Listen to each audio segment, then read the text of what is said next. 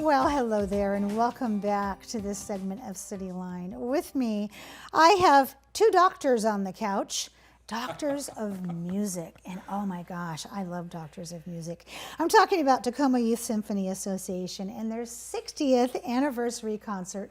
Please join me in welcoming back Dr. Paul Elliott Cobbs. You are the music director of Tacoma Youth Symphony. Welcome back, my friend. Thank you so much. It's good to be back. It's good to see you again. back. Let's get a shot of those socks. These socks are unbelievable. You are as dapper as you are tall. Oh, we can't see them. Let's see. Well, okay, so they're yellow and navy and white argyle. Yes, and they match. are. They match your tie. Well done. Thank you. This fabulous woman next to you is Dr. Anna Jensen. You are the executive director of Tacoma String Philharmonic, and you are their conductor. And it's great to have you on Cityline. So Anna, tell us, how did Tacoma Youth Symphony Association get started? So we began in 1963. Ah! And it was a group of moms led by Virginia Morrison who wanted more for their kids to do. And so they had all been part of this recital series, and summer came up and they wanted the kids to have an activity and to probably get out of the house and spend up some of that energy. And so they started Tacoma Youth Symphony as a summer camp, and quickly by the fall they decided, oh, this is amazing, let's keep it going. And so it was led by those group of moms, and they invited Dr. Paul Unkley to conduct from UPS, and so our original home was at UPS. Look at that. And yes, there's the beginnings of our group. Yeah, and so we started out with 72 students, and now we're at 320. 72 to 320. Gee, you're not successful, are you? Oh my goodness. So speaking of that, and this is a question for both of you, and I'll start with you first, Dr. Cobbs. What do you think has made Tacoma Youth Symphony Association so unique that has propelled it to these 60 years? I believe strongly that our culture represents one of the best cultures you could find.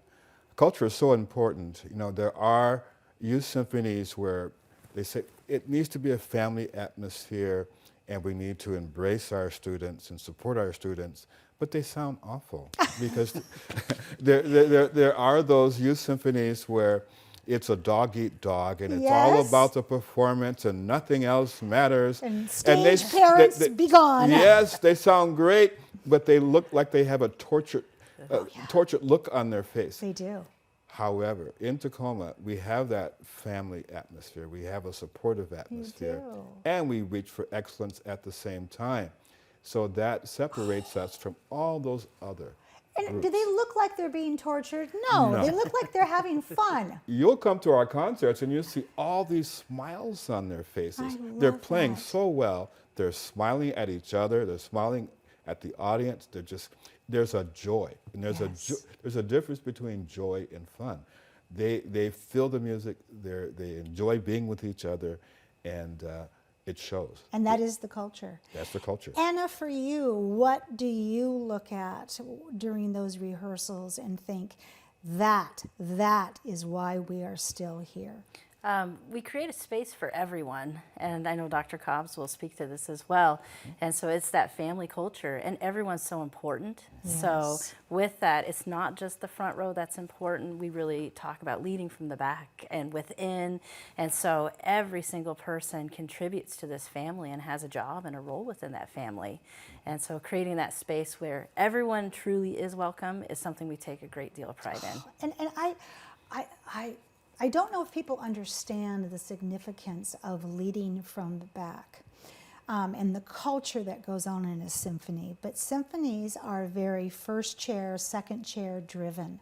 And sometimes it can be viewed as very, as you talk about, competitive, cutting edge competition, not collaboration, where we are asking the people in the back to play as well as the people in the front, that there is no first and second chair. And that's a beautiful expression. So Dr. Cobbs, for 60 years, when you think about the highlights that have happened, and not that you've been here the whole 60 years, but what are some things that stand out in your mind? The first thing, when I was invited to come and conduct for 1 quarter, 10 weeks. I said, sure, I'll come. So I came, and I was conducting Tchaikovsky's Fifth Symphony. And as I was conducting, the students were looking at me, and they were all smiling. I wasn't quite used to that. And then, as they were playing, they were moving in the same motion. And I said, my goodness. And you could hear it in their sound. And so that picture still stays in my head. 3 years later, we got an invitation to go to Carnegie Hall. I became music director. Wow.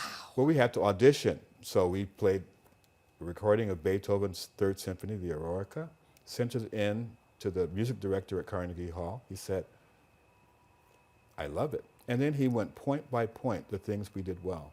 I went, oh. So then I said, I guess we're going. So I talked to Loma, who was the executive director at that time, and she said, yeah, well, let's do it. I said, well, okay. So wow. we got ready. We went to Carnegie Hall. That was our first trip out to Carnegie Hall. We got a standing ovation. People were applauding even before the last chord was sounding. They were standing up. 4 curtain calls. Oh, at my Carnegie goodness. Hall. That, to me, was a highlight. Now tell me you've written this down someplace. I, Good. one day. Somebody needs to write this down. Yeah. My But goodness. to have a standing ovation before you finish, and then 4 curtain calls. And the music director said, you know, I've heard 100 youth symphonies here. You're one of the top 4. Yeah, And I said, oh. that is a big highlight. So I won't forget that. No, you That's won't. great. And when you think about the kinds of lessons that students learn in this program that help them beyond this time in their life, beyond playing in a group setting, what are those things? Yeah, so about 30% of our students will go on to have careers in music, whether that's being teachers or performers or composers. And so with that, looking at the other 70%, they actually come back and they talk to us a lot about what they've learned and what they've carried with them. And a lot of it's that confidence, that problem-solving skills, all of these skills that propel them to be the leaders for our future in a wide range of occupations. We had one of our students recently graduate, and he was principal cello in TYSA with Dr. Cobbs, and he went and fought forest fires over the summer. And he said, he goes, oh my gosh, all of a sudden he found himself leading that entire team out in the forest fires. And that was because he had been principal cello in Yes. TYS. And so all these people that were older than him just naturally gravitated, and he became this leader. And so that's something that we see, and that goes across the board. Again, it's that leadership skills that we see in our students, and then the confidence that they carry with them. That is impressive. That is so impressive. So, and when we think about the kind of new programs that TYSA developed this year, how are you trying to expand your reach into the community? Because that's one thing that TYSA has done so well. They are everywhere, and everyone is welcome. Yeah, I think one of the biggest things we brought from us with COVID was that there's a gap right now. And so how do we address that gap? And in that, a lot of the school music programs had to pause or delay, or they were even canceled. And so in this, we had a real opportunity to kind of wake up to what our community needed, and we listened, and now we've responded. One of the first programs we added was the Tacoma Wind Philharmonic, and so that's for middle school wind and brass students who weren't able to play instruments during that time because of COVID. And so we created that group, and we're seeing great success there. We're also seeing a ton of success in preserving our symphonic programs, and so those are our core programs. And as we grow, we're attaching all these branches as we go. And so with that, where music's for everyone, no experience needed, we've started ukulele projects and drum circles. Yes. And with that, we've had a lot of fun in this, where we're right now at Willie Stewart Stewart Academy and offering arts credits. We've been in senior centers, being part of memory care, doing call and response with the Yes. drums. And so with that, it is really, really listening to our community and addressing what those needs are and the social emotional bonds that we can gain through music while also having these fabulous symphonic programs. Oh my goodness, that's impressive. So Dr. Cobbs, in this last 2 minutes, I want to talk about the 60th anniversary concert. Oh, look at the twinkle in that eye. What do you have in store for us, kind sir? You may be too young to know the name Cecil B. DeMille's. Makeup! But Cecil B. DeMille Yes. would have these gigantic performances. We're going to feature every single one of our orchestras and wind ensembles, starting with the TSS, our small ones, go Yes. all the way up to and through the Youth Symphony.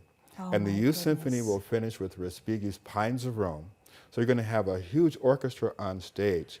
But get this, off stage, in the balcony, there's a whole line of brass players who will be playing at the same time, because that last movement is it's supposed to be the Roman legion coming home in victory, marching down the Alpine Way. I got chills. And so you've got brass all up in the balcony. You've got the orchestra on the stage at the Pantages, and it's glorious. So we start with Yes. with our youngest group, and we go all the way up. And so parents can get to see, even if they have a second grader, That's right. where they'll end up Yeah. after a few years. You get to see the legacy. Exactly. Gosh, our time is up, and I am at a loss for words to find a phrase that can say, we can't thank you enough, because you have brought such beautiful music into our lives, and you've also brought the art of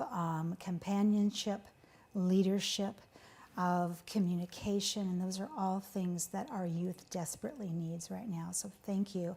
And here's to 60 more years. Thank you. All right. Thank you so much. When we come back, Asia Pacific Cultural Center will be in the house. You don't want to miss that. We'll be right back.